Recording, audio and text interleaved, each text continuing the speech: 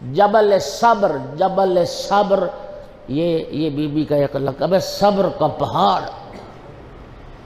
عظمت دیکھیے be be, خدا جانتا ہے کائنات قربان کر دوں، 11 محرم کو قافلہ مقتل میں جب پہنچا اور مقتل سے جب رخصت ہونے لگا، چلنے لگا قافلہ کوفہ کی طرف، پتہ میری آقا زادی کا کردار کیا تھا؟ بھائی کے کچلے ہوئے لاشے کو ہاتھوں پہ اٹھا لیا اور اٹھا کے بارگاہ رب العزت میں عرض کی، اللہم تقبل منا ھذا قلیل القربان، میرا اللہ یہ ہماری تھوڑی سی قربانی قبول فرما۔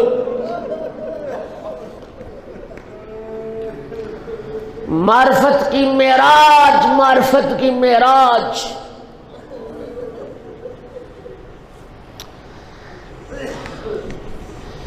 چونکہ خطاب پروردگار سے تھا نا، اس کی عظمتوں کو سمجھتے ہوئے کہ وہ بارگاہ اتنی بڑی عظیم بارگاہ ہے کہ جس بارگاہ میں یہ قربانی بھی تھوڑی سی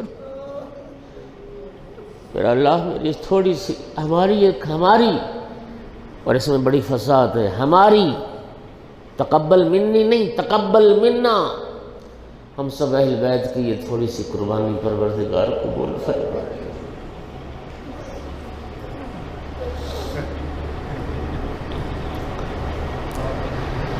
اللہ اکبر۔ جس دن میری آقا زادی کی ولادت باسعادت ہوئی تھی نا، اس دن رسول اللہ مدینہ میں نہیں تھے، سرکار مدینہ سے باہر تھے۔ آقا جو پلٹ کے واپس مدینہ آئے، اہل مدینہ استقبال کے لیے نکلے۔ سرکار نے جناب بلال سے فرمایا کہ منادی کرو، لوگوں کو اکٹھا کرو۔ مسجد بھر گئی مسلمانوں سے، صحابہ پیغمبر سے، اور سرکار منبر پر جلوہ افروز ہوئے۔ فرمایا یا علی گھر جاؤ نا، میری بیٹی کو اٹھا کے لاؤ۔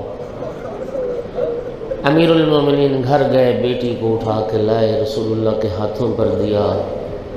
پیغمبر کی جب پہلی نگاہ پڑی تو فرمایا حاضی زینو، اب یہ بچی تو اپنے باپ کی زینت۔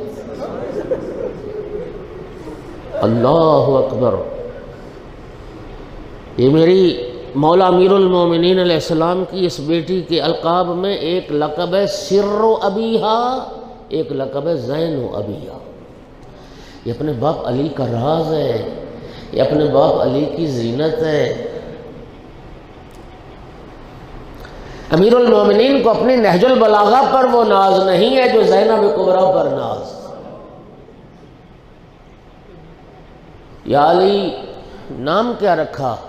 اچھا، محدث جزائری نے لکھا جب بیٹی کو اٹھایا نا تو پھر رسول اللہ نے پیشانی کے اور سر کے بوسے لیے، اور پیشانی اور سر کے بوسے لینے کے بعد پھر ننھے ہاتھ بی بی کے پکڑ لیے، اور پھر بی بی کے بیٹی کے بازوؤں کے بوسے لیے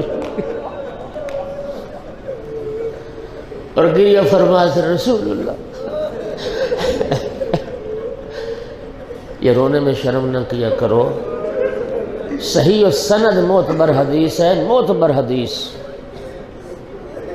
آیت اللہ وحید خراسانی بیان فرما رہے تھے، چھٹے امام ایک دعا کر رہے تھے، اللہم ارحم الصرخۃ التی لنا، میرا اللہ ان آوازوں پر بھی رحم کر جو ہمارے غم میں بلند ہوتی۔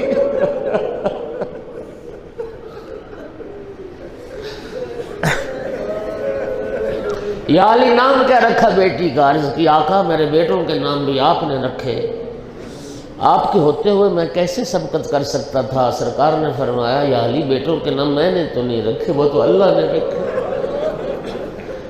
خدا کے ہوتے ہوئے میں کیسے سبقت کر سکتا ہوں؟ جبرائیل حاضر خدمت ہو گئے، عرض کی یا رسول اللہ، اللہ رب العزت فرما رہا ہے کہ لوح محفوظ پر اس بیٹی کا نام زینب درج ہے، بیٹی کا نام زینب رکھیے۔ بھئی یہ خدا کے مطابق نام زینب رکھا گیا۔ اب سرکار نے رخ کیا صحابہ کی طرف، فرمایا تم پوچھتے تھے کہ خدیجہ کے احسانات کا بدلہ کیسے دیا جا سکتا ہے، اور میں نے تمہیں کہا تھا انتظار کرو، ایک وقت آنے والا ہے۔ فرمایا وہ وقت آ گیا، حاضہ مسیل خدیجہ، یہ میری بیٹی زینب اپنی نانی خدیجہ کی مثل ہے، جس نے زینب کا حق ادا کر دیا اس نے خدیجہ کا حق ادا کر دیا۔ اور پھر سرکار نے فرمایا میرے ساتھیوں صحابیوں مسلمانوں میں تمہیں ایک وصیت کرتا ہوں، میری وصیت کو بھلا نہ دینا، اور میری اس وصیت کو تم نے غائبین تک پہنچانا، جو آج مسجد میں موجود نہیں ہیں ان مسلمانوں تک بھی میری یہ وصیت پہنچا دینا۔ اور میری وصیت صرف اتنی ہے، میری زینب کا حیا کرنا، میری زینب کا احترام کرنا۔ عزاداروں میں سمجھ رہا ہوں آپ سوچ رہے ہوں گے کہ جس بی بی کے احترام کی وصیت کر کے رسول اللہ گئے، جتنا احترام کائنات میں اس بی بی کا ہوا ہوگا، جتنا احترام اس بی بی کا ہوا ہوگا کائنات میں کسی دوسری مستور کا اتنا احترام نہیں ہوا ہوگا۔ عزاداروں سنو گے کتنا احترام ہوا رسول کی اس بیٹی کا، کہ جس کا نام وحی خدا کے مطابق زینب رکھا تھا، دنیا ام المصائب کے نام سے۔ جس بیٹی کا نام رسول اللہ نے وہی خدا کے مطابق زینب رکھا تھا، دنیا محرومۃ المسرت کے نام سے۔ اور تیسرا لفظ سن لو گے، جس بی بی کا نام پیغمبر نے زینب رکھا تھا، دنیا کعبۃ الرزایا کے نام سے جانتی ہے۔ لقب ہے بی بی کا کعبۃ الرزایا، دکھوں کا کعبہ۔ الحمدللہ جنہوں نے کعبہ دیکھا، جنہوں نے کعبہ کے اطراف میں نمازیں پڑھی اور طواف کیا، آپ جانتے ہیں نا کعبہ، یہ بیٹی رسول کی کعبۃ الرزایا، دکھوں کا کعبہ تھی۔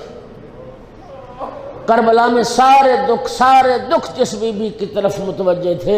ایک اہل علم نے مجھے یہ متوجہ کیا، انہوں نے کہا کہ صرف یہی نہیں، کعبۃ الرزایا سے مفہوم یہاں یہ ہے کہ کربلا میں سارے دکھ جس بی بی کا طواف کرتے تھے، جس طرح حاجی کعبے کا طواف کرتا ہے، دکھ بی بی کا طواف کرتا ہے۔ دکھوں کا کعبہ تھی۔ کجا وصیت پیغمبر، اور کجا رسول کی وہی بیٹی، سر پہ چادر نہ ہو، ہاتھوں میں رسیوں،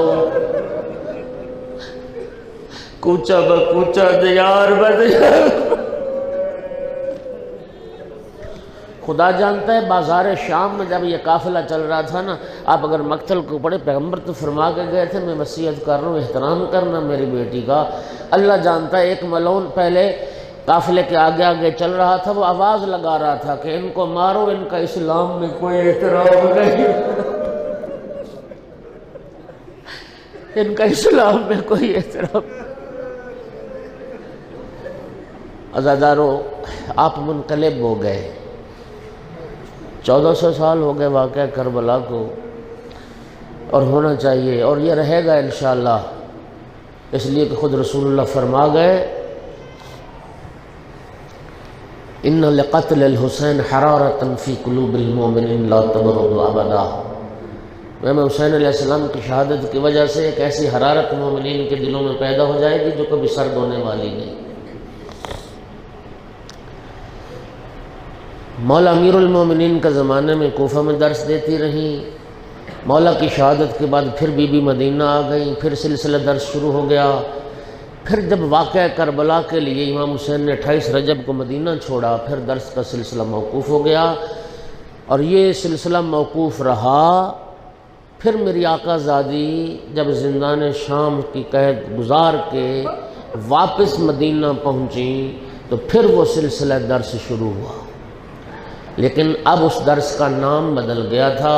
پہلے درس قرآن تھا، اب وہ مجلس حسین میں بدل گیا تھا۔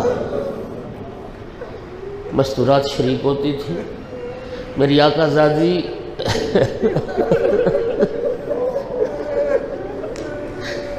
کربلا کے واقعات کو بیان کرتی تھی، کوفہ شام کے حالات کو بیان کرتی تھی۔ ہم جیسے گناہگار خاکی اور پاپی انسان، مولا حسین کا ذکر ہو رہا ہو نا، آنکھیں تر ہو جاتی ہیں۔ آپ تصور کر سکتے ہیں اس وقت مجلس کا ماحول کیا ہوتا ہوگا جب بھائی کے قتل کی چشمدید گواہ، جب بھائی کے قتل کی چشمدید گواہ بہن مولا حسین کے اور کربلا کے واقعات کو بیان کرتی ہوگی تو مجلس کی حالت کا بہت ساری مقتل کی روایات پہنچی ہیں۔ اللہ جانتا ہے کوہرام مچ جاتا تھا، عورتیں روتے روتے بے ہوش ہو جاتی تھیں، اور مولا امام زین العابدین علیہ السلام ان عورتوں کے لیے ستو کا شربت بناتے تھے۔ یہ جو تبرک کا ایک انداز ہے، یہ تہذیب آل محمد کے گھر سے چلی۔ ان مستورات کے لیے مولا سجاد ستو کا شربت تیار کرتے تھے، اور ستو کا شربت اس لیے بناتے تھے کہ یہ ستو کی تاثیر یہ ہے کہ آنسو پیدا کرتا ہے، ستو سے آنسو بنتے ہیں۔ مولا سجاد چاہتے تھے کہ زیادہ سے زیادہ روئے میرے غریب بابا حسین۔ اللہ اکبر۔ بس پھر بی بی نے کوفہ کے بھی حالات بیان کیے ہوں گے اور شام کے بھی حالات، بس ایک جملے کے لیے اور زحمت دینا ہے۔ میری آقا زادی کا دکھ،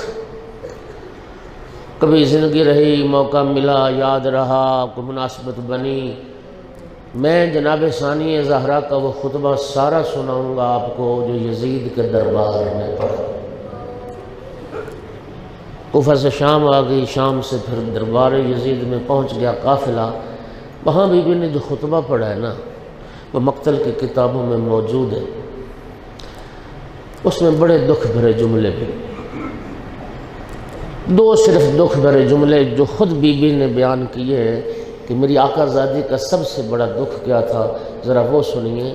ماحول یہ ہے کہ سارے قاتل بھی موجود ہیں، بھائی کا کٹا ہوا سر سامنے ہے، رسول زادیاں برہنہ سر پابند رسم ایک رسی میں جکڑی ہوئی، اور میری آقا زادی نے جو خطبہ پڑھا اس کا پہلا جملہ تھا الحمدللہ رب العالمین، میرا اللہ زینب تیرا شکر ادا کر۔ آیات کی تلاوت کے بعد یزید کو جو مخاطب کیا، میری آقا زادی نے فرمایا ام من العدل یبن الطلقاء تخدیروں کا حرائرہ کا و اماق و سوقوں کا بنات رسول اللہ سبایا، اے ہمارے آزاد کردہ لوگوں کی اولاد، بتا کیا تیرا یہی عدل ہے؟ تو نے اپنی کنیزیں پردے میں بٹھا رکھی ہیں، رسول کی بیٹیاں ننگے سر دربار میں۔ اے ہمارے آزاد کردہ لوگوں کی اولاد، کیا تیرا یہی عدل ہے؟ تو نے اپنی کنیزوں کو پردے میں بٹھا رکھا ہے اور رسول کی بیٹیاں ننگے سر درباروں بازار میں لائی جا رہی ہیں۔ یتصفح وجوہہن القریب والبعید والدنی والشریف والوضیع والرضیع، اور فرمایا میری آقا زادی نے یزید تو نے ہمارے سروں سے چادریں چھین لی، ہمارے چہرے ننگے کر دیے، ہم جہاں سے گزرتے ہیں شریف لوگ بھی ہمارے چہرے دیکھتے ہیں، کمینے لوگ بھی ہمارے۔ آخری جملہ آزاداروں آپ کی زحمت تمام ہوگی۔ پھر اسی خطبے میں آگے جا کے میری آقا زادی کا ایک دکھ کا عروج اور مصائب کا میں کہتا ہوں عظیم جملہ فرمایا فَلَئِنْ جَرَّتْ عَلَيَّ الدَّوَاهِ مُخَاطَبَتَكَ، یزید علی کی بیٹی کے لیے سب سے بڑے دکھ کی بات یہ ہے میں علی کی بیٹی تجھ شرابی سے ہم کہلاؤں۔ علی کی بیٹی کو جا، یزید کا دربار کو جا، یزید یہ سب سے بڑا دکھ ہے، یہ زمانے کا انقلاب ہے، آج زینب تجھ سے بات کرنے پہ مجبور۔